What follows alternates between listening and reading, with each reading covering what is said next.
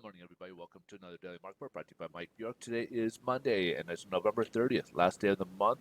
I hope you guys had a wonderful Thanksgiving holiday. And today we got a couple of items here on the economic calendar. This week we will be packed with a lot of data. So we will probably get the jobs reports this week as well. Wednesday will be ADP, which we always typically get on Wednesday. Thursday, of course, we'll get the initial jobless claims. And of course, Friday will be the biggie with the new job creations by the BLS, or Bureau of Labor Statistics.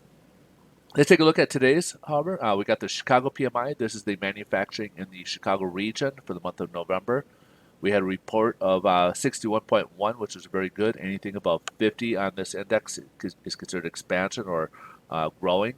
And however, in November, it looked like it was going to cool down a little bit to 59, and it cooled down a little bit further down to 58.2. Still good, decent range, but cooled off a little bit further than what we probably would have wanted, and we'll keep our eyes on this.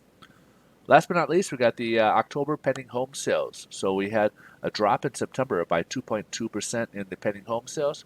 Forecasters calling for an increase of 1%, and however, it dipped again another 1.1% in the month of October.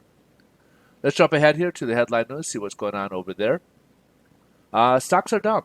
Last week we had, of course, as I mentioned, was could be a little volatile due to a lot of day traders, a lot of the big hedge fund guys were out for the week. We had some highs. Nasdaq, or rather, the Dow went up and hit 30,000 and closed about 30,000 for the first time.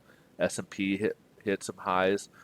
So we had a really good month in the month of November. However, today it looks like it's more just taking a break, I guess, from everything. We had we're still getting news out on the vaccines and stuff like that, but a lot of that has been priced into the stocks right now. So we're not going to get probably much of an effect from those unless there's something comes out that may be negative or maybe even come out sooner along that line. So don't expect much activity on that as of yet.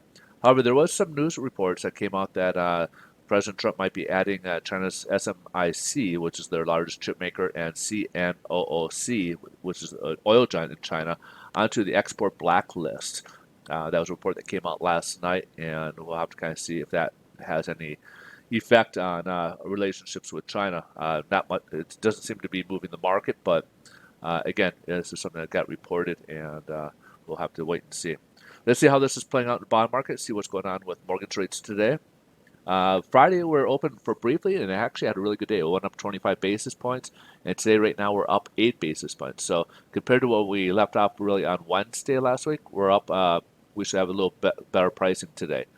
We should see probably maybe much as 0.25% in the rate improvement from what we saw on Friday. So good news on that front if you're looking to buy or refinance.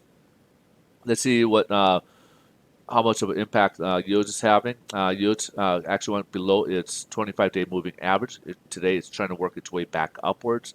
It's sitting just under 0.85 for the day so far. And as you can see here, we'll have to see if the 25-day moving average can keep it below its level right now. And if it can keep it below, that would add less pressure onto it. So that's pretty much where we're at. If you guys are looking to buy or refinance, please stay tuned. If you guys got questions about anything about mortgages or related topics, I am a little bit of background by myself. I am a loan officer, and I do work with a national company. I'll leave a link at the end of this video as well as in the description. You can click on it and get more information in regards to mortgages. If you guys need help with pre-approvals to buy your next and finance your next properties, we can help you with that. And we can also help you with your refinance needs. If you guys are looking to get better rates, if you guys are looking to take money out of the equity of your property, or if you're just simply changing terms, like going from a 30 to a 15-year fix, or even 20, we can help you along those lines as well. We do have a few strategies that we can help you out with a number of areas, such as we've helped people in divorce situations, to those who are looking to look ahead to help with their children's college education, funding for that, to financial freedom or retirement. We've helped a lot of people plan for the future with the use of the mortgage.